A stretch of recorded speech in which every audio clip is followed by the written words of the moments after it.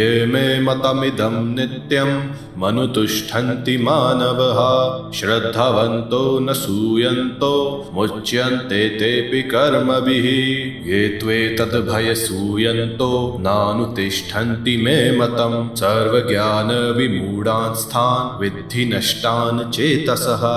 जो श्रद्धावान दोष दृष्टि से रहित मनुष्य मेरे इस अभिप्राय का सदा अनुसरण करते हैं वो भी कर्म बंधन से मुक्त हो जाते हैं, किंतु जो दोषारोपण करते हुए मेरे इस मत का अनुष्ठान नहीं करते उन सभी को तुम संपूर्ण ज्ञानों से वंचित तथा अविवेकी एवं पुरुषार्थ से भ्रष्ट मानो। श्री कृष्ण यहाँ बताते हैं कि जो निष्काम कर्म करने वाले लोग मेरे इस मत का सदा अनुसरण करेंगे, यानी जो शरीर, इंद्रियों, मन, प्राण, धन, बुद्धि इनको प्रकृति के कार्य मानकर श्री कृष्ण में एकता रखते हैं, वो जीवन मरण के इस चक्र से मुक्ति पा लेंगे।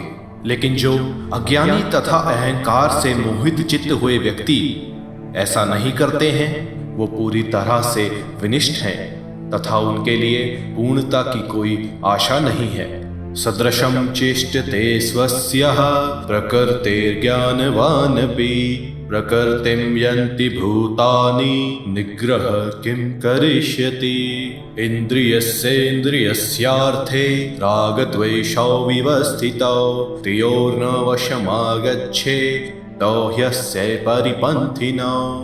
विवेकवान व्यक्ति भी अपनी प्रकृति के अनुसार ही चेष्टा करता है। संपूर्ण प्राणी प्रकृति का अनुगमन करते हैं, अतः इसमें निग्रह से क्या होगा। प्रत्येक इंद्रिय का अपने अपने विषय के प्रति राग और द्वेष स्थित है। मनुष्य को उनके अधीन नहीं होना चाहिए, क्योंकि राग और द्वेष साधकों के मार्ग में विघ्न डालने वाले शत्रु हैं। श्री कृष्ण यहाँ बताते हैं कि हर व्यक्ति चाहे कोई कितना ही बुद्धिमान क्यों ना हो प्रकृति के गुणों के अनुसार ही कर्म करता है। ऐसे में किसी का हट क्या करेगा। श्री कृष्ण आगे बताते हैं कि हर इंद्रिय की अपने विषय से अनुकूलता या प्रतिकूलता होने से राग और द्वेष उत्पन्न होते हैं। ये दोनों ही हमारे मन को दूषित करने वाले एवं आत्मबोध के मार्ग में विघ्न डालने वाले हैं। इसीलिए राग द्वेष के वश में आकर कोई काम ना करें। श्रेयान् स्वधर्मो विगुणः परधर्मात् स्वनुष्ठितात् स्वधर्मे निधनं श्रेयः परधर्मो भयावह। भली भांति अनुष्ठित दूसरे के धर्म की अपेक्षा किंचित दोषयुक्त स्वधर्म श्रेष्ठ है। अपने धर्म में तो मर जाना भी कल्याणकारी है, किंतु परधर्म भयावह है। श्री कृष्ण यहाँ बताते हैं कि मनुष्य को हमेशा अपने धर्म एवं अपने कर्म के प्रति निष्ठावान रहना चाहिए। जिस व्यक्ति के अंदर आत्मविश्वास एवं अटल सिद्धांतों की कमी होती है वो प्राय दूसरे के धर्म को अपनाता है। आत्मसम्मान से परिपूर्ण एवं कृष्ण भक्ति में लीन व्यक्ति ऐसा कभी नहीं करता। स्वधर्म के लिए तो मर जाना भी अच्छा है, परंतु परधर्म भय प्रदान करने वाला है। अर्जुन उवाच अथ केन प्रयुक्तोऽयं पापं चरति पुरुषः अनिच्छन्नपि वार्ष्णेय बलादीव नियोजितः। अर्जुन कहता है, हे वार्ष्णेय, फिर ये मनुष्य ना चाहते हुए भी किसके द्वारा प्रेरित होकर बलपूर्वक नियोजित होने के समान पाप का आचरण करता है। अर्जुन यहाँ पर श्री कृष्ण से पूछता है कि मनुष्य सही मार्ग जानते हुए भी पाप क्यों करते हैं, वो क्या चीज है जो उन्हें विवश करती है। श्री भगवान उवाच काम एष क्रोध एष रजोगुण समुद्भवः महाशनो महापाप्मा विद्येनमिह वैरिणम्। भगवान श्री कृष्ण कहते हैं, रजोगुण से उत्पन्न हुई ये कामना ही पाप का कारण है। ये कामना ही परिणाम स्वरूप क्रोध का रूप लेती है। इस कामना को ही तुम जीव का प्रधान शत्रु मानो। भगवान श्री कृष्ण अर्जुन के सवाल का उत्तर देते हुए कहते हैं कि अभिलाषा एवं इच्छा ही मानव के विनाश का मूल कारण है। रजस से पैदा होने वाली कामना से मनुष्य अपने कर्तव्य, अपने स्वरूप एवं अपने भगवान से विमुख होकर नाशवान संसार में सम्मुख हो जाता है, जिसके फलस्वरूप वो पाप एवं नरक का भोगी होता है।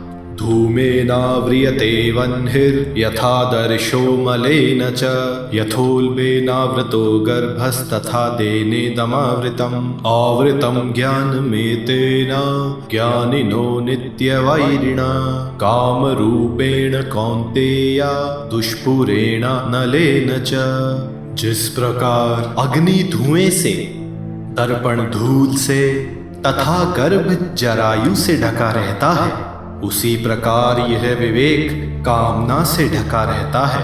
हे कुंती पुत्र, इस प्रकार बुद्धिमान व्यक्ति की समस्त चेतना इस काम रूपी शत्रु से कभी न तृप्त होने वाली अग्नि के समान अवृत है। श्री कृष्ण यहाँ बताते हैं कि जैसे धुआं आग को, धूल शीशे को तथा जरायु गर्भ को ढके रखता है, वैसे ही मनुष्य की बुद्धि सदैव कामना से ढकी रहती है। कामना के पैदा होते ही हमें सतर्क रहना चाहिए कि इसे हमारी बुद्धिमत्ता पर प्रबल न होने दे। श्री कृष्ण आगे बताते हैं कि ये कामना एक ऐसी आग है जो कभी बुझ नहीं सकती। कामना के भोगों में आसक्त रहना इस आग में घी डालने समान है। यदि हम दुख एवं पाप से बचना चाहते हैं तो हमें इस कामना को तुरंत त्यागना होगा। इंद्रियाणि मनोबुद्धिरस्याधिष्ठानमुच्यते एतैर्विमोहयत्येष ज्ञानमावृत्य देहिनम् तस्मात्त्वमिन्द्रियाण्यादौ नियम्य भरतर्षभः पापमानं प्रजह्योनं ज्ञानविज्ञाननाशनम्। इंद्रियां, मन एवं बुद्धि इस कामना के आश्रय स्थल कहे जाते हैं। यह कामना इन्हीं के द्वारा ज्ञान को आच्छादित कर जीवात्मा को मोहित करती है। अतः हे भारतवंशी अर्जुन, तुम सर्वप्रथम इन इंद्रियों को वश में कर ज्ञान और विज्ञान का नाश करने वाली इस पाप रूपी कामना को नष्ट करो। श्री कृष्ण यहाँ बताते हैं कि ये कामना हमारी इंद्रियां, मन एवं बुद्धि में वास करती है और धीरे धीरे हमें मोहित कर हमारी बुद्धि एवं चेतना का नाश करती है। इसीलिए ये कामना हम पर हावी हो, इससे पहले ही हमें अपनी इंद्रियों को वश में करके अपने काम क्रोध को नष्ट कर देना चाहिए। इंद्रियाणि पराण्याहुरिन्द्रियेभ्यः परं मनः मनसस्तु परा बुद्धिर्यो बुद्धिः परतस्तु सः एवं बुद्धिः परं बुद्ध्वा संस्तभ्यात्मानमात्मना जाहि शत्रुं महाबाहो कामरूपं दुरासदम्। इंद्रियां इस शरीर से श्रेष्ठ हैं, मन इंद्रियों की अपेक्षा श्रेष्ठ है, बुद्धि मन से भी श्रेष्ठ है, किंतु जो बुद्धि से भी श्रेष्ठ है वो आत्मा है। इस प्रकार जीवात्मा को बुद्धि से श्रेष्ठ जानकर और बुद्धि द्वारा मन को वश में करके हे महाबाहो, तुम इस काम रूप दुर्जय शत्रु को विनिष्ट करो। श्री कृष्ण यहाँ बताते हैं कि हमारा शरीर हमारी इंद्रियों के वश में है, लेकिन इंद्रियों को हमारे मन से नियंत्रित किया जा सकता है और मन से प्रबल है बुद्धि, लेकिन जो बुद्धि से भी प्रबल है वो है आत्मा। इसीलिए भगवान श्री कृष्ण कहते हैं कि बुद्धि से मन को वश में करके हमें काम रूपी इन इंद्रियों को काबू में रखना है, जिसके फलस्वरूप हम आत्म अर्थात परमात्मा के करीब पहुंच सकते हैं। इस प्रकार दिव्य श्रीमद् भगवद गीता का तीसरा अध्याय कर्म योग की समाप्ति होती है। इस अध्याय में हमने आसक्ति रहित कर्म करने के महत्व को तथा स्वधर्म का पालन करने के महत्व को जाना। आने वाले अध्यायों में हम जानेंगे कि कैसे श्री कृष्ण आत्मज्ञान की ओर हमारा मार्गदर्शन करते हैं।